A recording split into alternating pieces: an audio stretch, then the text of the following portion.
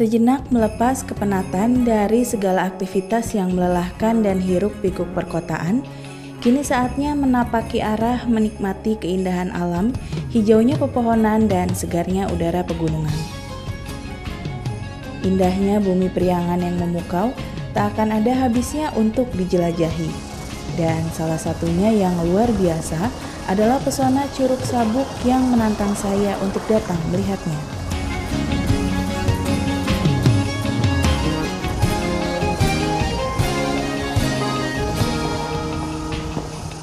Kali ini saya sedang melakukan perjalanan menuju sebuah curug yang ada di Sumedang Selatan. Nah, curugnya disebut Curug Sabuk. Dan sekarang saya sedang berada di Desa Marga Mekar, Kecamatan Sumedang Selatan. Untuk menuju Curug Sabuk, saya harus menempuh perjalanan yang cukup panjang.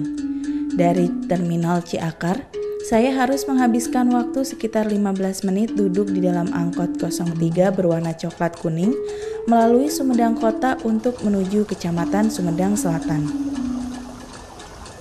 Saya turun di perempatan Jalan Cut Nyadin untuk naik ojek di SMP 3 Sumedang, melewati Desa Sukajaya untuk menuju Desa Marga Mekar. Sesampainya di Desa Marga Mekar, selebihnya perjalanan harus ditempuh dengan berjalan kaki menapaki jalan kecil melalui persawahan warga. Bisa dilihat di sini banyak sekali pemandangan yang sangat menakjubkan. Di sini terdapat sawah yang berhamparan, sangat hijau, dan saya mencintai hijaunya Indonesia.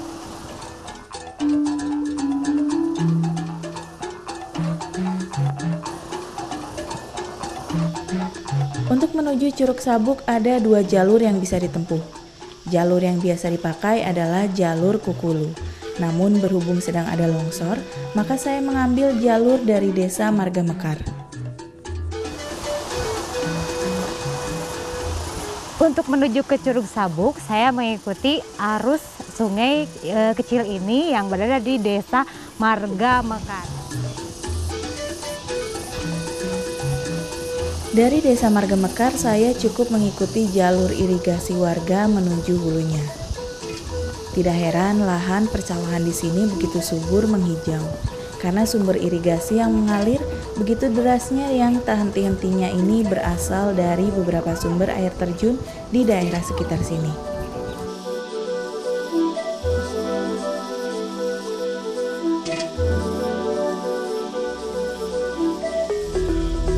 Dari Desa Marga Mekar ini saya masih harus melanjutkan perjalanan yang cukup panjang menuju daerah Nangorak. Sesekali saya bertemu dengan para petani warga setempat. Dengan kecepatan jalan normal, waktu yang dibutuhkan adalah sekitar 3 jam. Waktu yang dibutuhkan memang cukup lama, bahkan rasanya perjalanan ini tanpa akhir, padahal saya baru saja memulai menapakinya. Tapi selama perjalanan panjang ini saya tidak merasa lelah karena pemandangan yang saya lihat begitu mempesona. Semakin lama berjalan, jalan yang saya lewati semakin menyempit, namun jalur irigasi semakin melebar dan pepohonannya semakin melebat.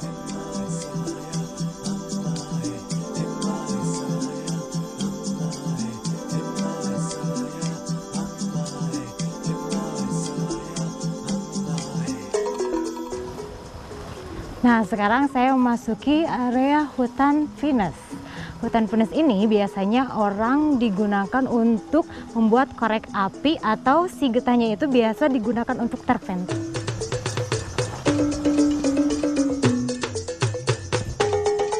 Hutan pinus merupakan ekosistem taiga yang memiliki daun jarum.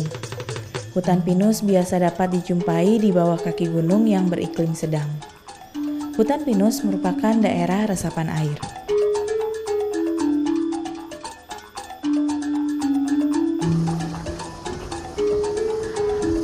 Ternyata perjalanannya cukup melelahkan juga.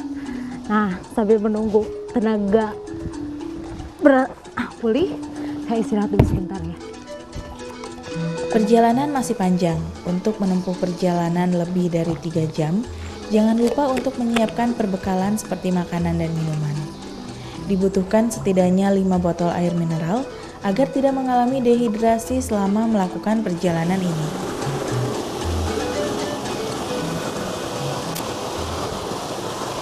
Oke, baru menemukan satu curug kecil. Namanya ini Curug Lalai.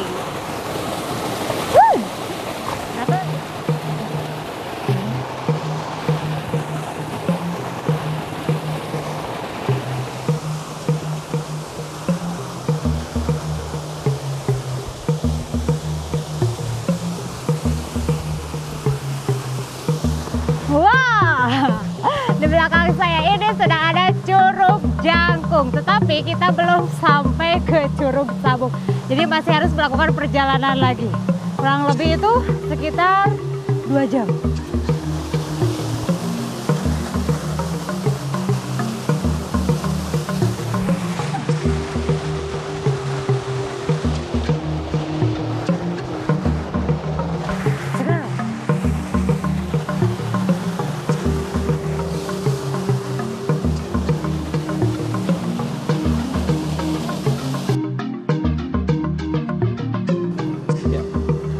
Oke, nah kalau ke hutan jangan sampai menyentuh atau terkena daun pules ini. Kenapa coba? Karena kalau kulit kita bersentuhan dengan ini, biasanya bisa gatal-gatal sampai seminggu.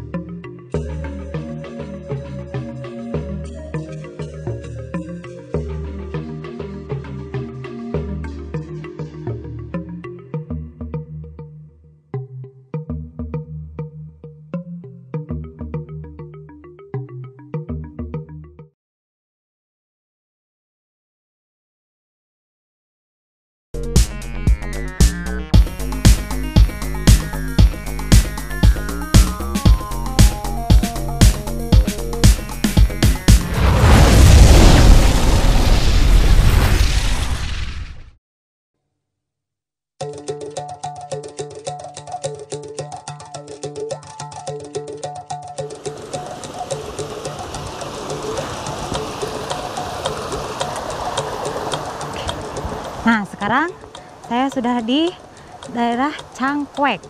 Nah, untuk menuju Curug Sabuk, kita akan menyeberangi sungai ini. Karena tidak ada jembatan, berarti kalau tidak masuk ke sungai, loncat.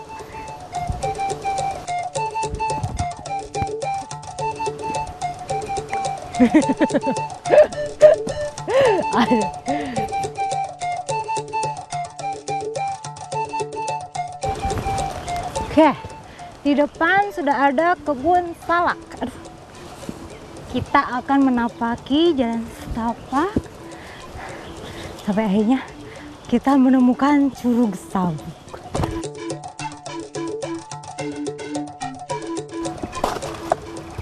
Oke. Nah, masih banyak pohon-pohon besar dan berlumut.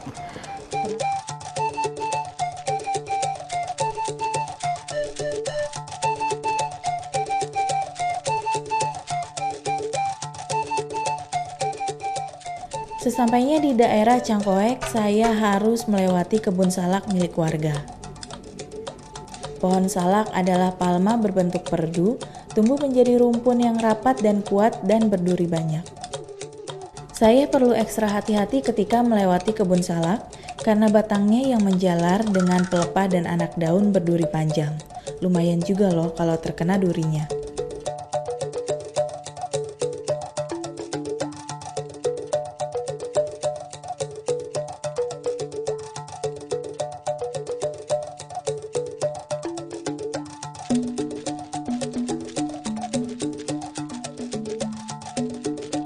Nah, selain pohon-pohon salak, di sini juga terdapat banyak pohon bambu. Tapi masih kayaknya belum banyak yang ditebang, soalnya masih utuh-utuh. Saya melewati kebun liar yang ditumbuhi berbagai macam tanaman perdu dan juga kebun bambu. Oke, di depan saya ini sudah ada pohon besar. Bisa ditebak gak ini usianya berapa? Mungkin ratusan tahun atau lebih ya.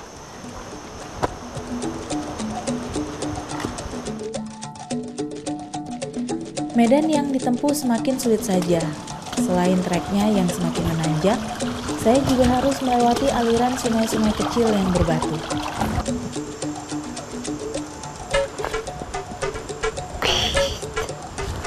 Oke, perjalanan yang cukup terjal. Dan apabila ada yang ingin ke sini, jangan sampai menggunakan sepatu yang licin.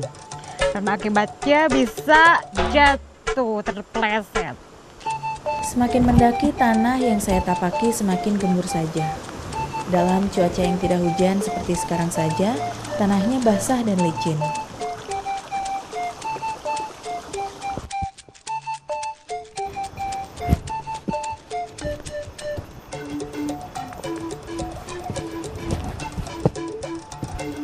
Oke, selain kita melewati lembah-lembah, kita juga melewati tanjakan-tanjakan.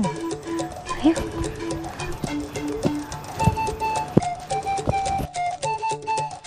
Kontur tanah yang basah dan gembur menandakan bahwa daerah ini merupakan area resapan air. Tidak heran banyak sekali sumber-sumber air yang saya temui selama perjalanan. Dan air yang berasal dari pegunungan ini masih terjaga kealamiannya, terlihat dari jernihnya air yang seperti kristal.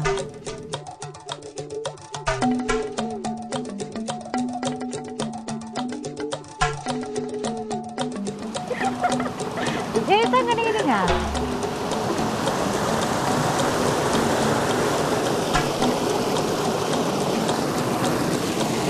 Oke, ini sungai pertama yang kita lewati, namanya Sungai Cigumentong. Kondisi airnya sangat baik, jernih dan segar. Karena kondisi alamnya masih tetap terjaga ya dengan baik. Jadi mempengaruhi terhadap kondisi airnya juga.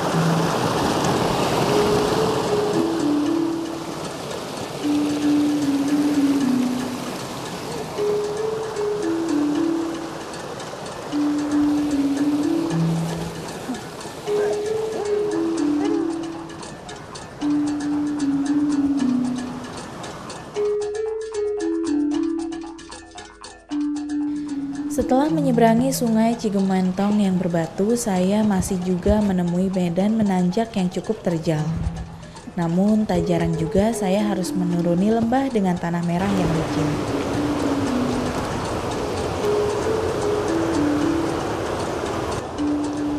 Lagi-lagi saya menemui rintangan, sebuah sungai yang cukup besar dengan aliran yang cukup deras dan berbatu-batu. Butuh perjuangan ekstra untuk saya menyeberanginya agar tidak terjatuh terbawa arus. Oke, ini sungai yang kedua yang akan kita lewati. Lumayan cukup besar.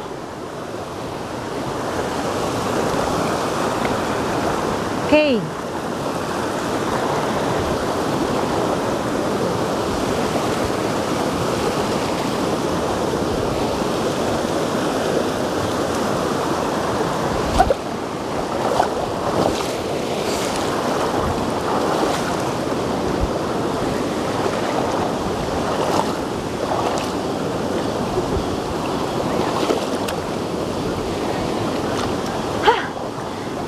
Perjalanan yang cukup menantang. Kita lewati sungai. Kemana dulu kita?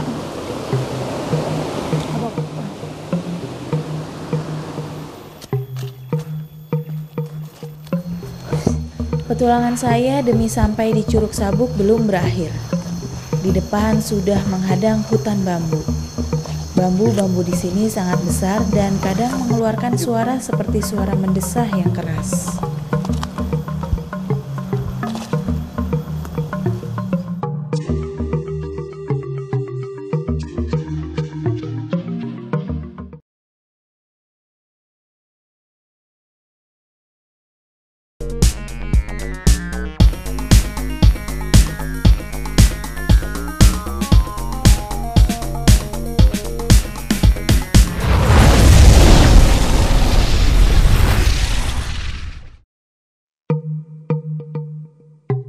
Petualangan saya demi sampai di Curug Sabuk belum berakhir. Di depan sudah menghadang hutan bambu. Bambu-bambu di sini sangat besar dan kadang mengeluarkan suara seperti suara mendesah yang keras. Suara-suara itu ditimbulkan oleh tiupan angin yang melewati buku-buku bambu. Oke, di sini kita di tengah-tengah hutan pohon bambu. Banyak bambu-bambu yang tumbang. Hati-hati. Dan juga sekali kita dengar bambu-bambu mengeluarkan suara.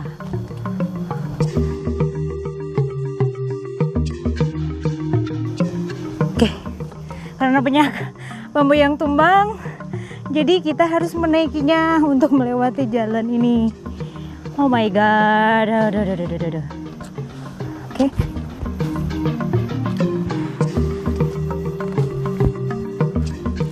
Dipastikan tiupan angin di sini cukup kencang karena selain bisa membuat bambu bersuara, angin pun mampu menumbangkan bambu-bambu besar yang kokoh ini. Tak jarang saya harus melompati dan juga melewati bawah sela-sela bambu yang tumbang.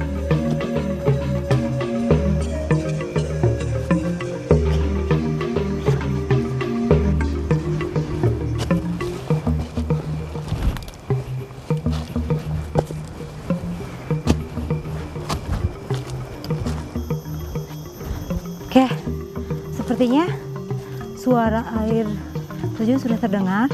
Semoga sebentar lagi kita nyampe. Ya.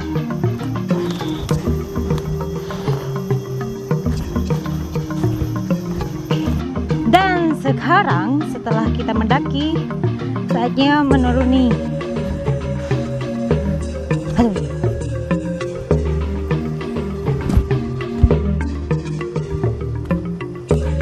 Medan yang saya tapaki mulai menurun dan sayup-sayup terdengar suara gemericik air.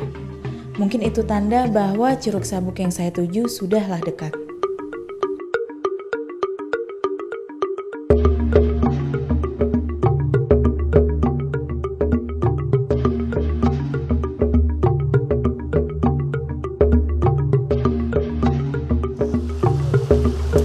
Perjalanan cukup terjal dan licin, jadi hati-hati.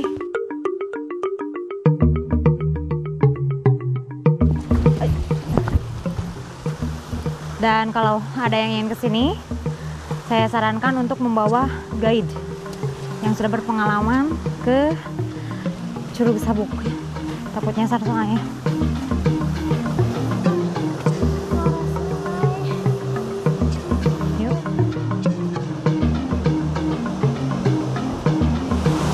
Wow, di depan saya sudah ada Curug Sabuk. Akhirnya nyampe juga.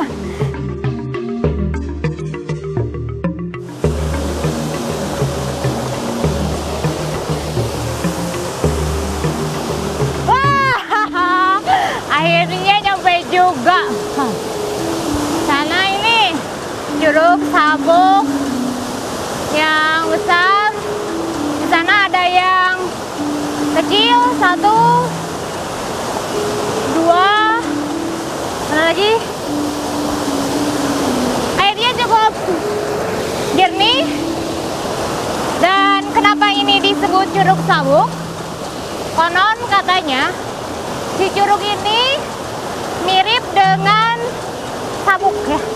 Atau ada juga yang sebagian orang yang menyebut bahwa perjalanan ke Curug Sabuk ini melingkar seperti sabuk. Saya akan menikmatinya dulu. Segala rasa lelah hilang seketika saat saya merasakan segarnya air di Curug Sabuk. Dan bertambah bahagia hati saya karena tidak hanya saya dapati 1 curug, tapi 3 curug sekaligus.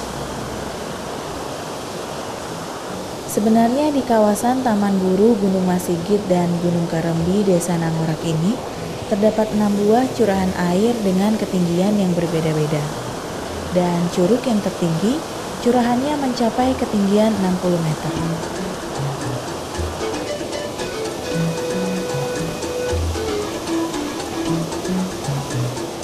Ada banyak versi cerita mengenai Curug Sabuk, dari mulai penamaannya yang menggunakan bahasa Indonesia kata sabuk, bukannya menggunakan bahasa Sunda beber yang artinya sabuk.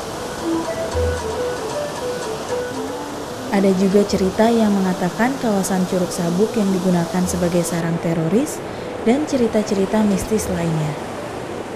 Namun terlepas dari cerita-cerita tersebut, Curug Sabuk memiliki eksotismenya tersendiri.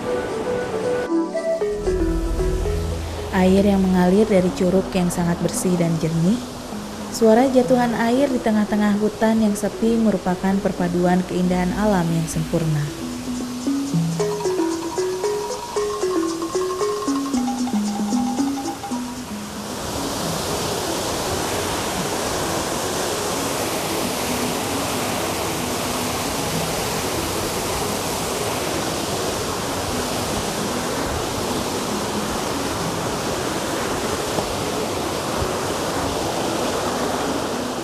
Tak akan bosan berlama-lama berada di bawah hempasan air terjun ini, karena yang saya rasakan adalah sensasi rasa tenang dan damai. Ada dua lagi Curug Sabuk. Ini lebih kecil dari yang ini, dan itu juga lebih kecil.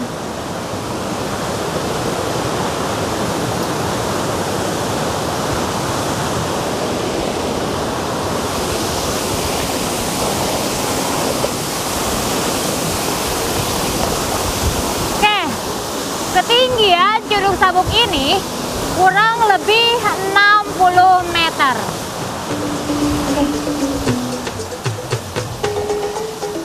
Sesuatu yang luar biasa tidak akan pernah mudah didapat. Perlu perjuangan untuk meraihnya. Petualangan saya menapaki medan menuju Curug Sabuk membuktikan bahwa segala perjuangan pasti ada hasilnya. Dan petualangan saya tidak akan berhenti di sini. Tapak arah akan terus melangkah.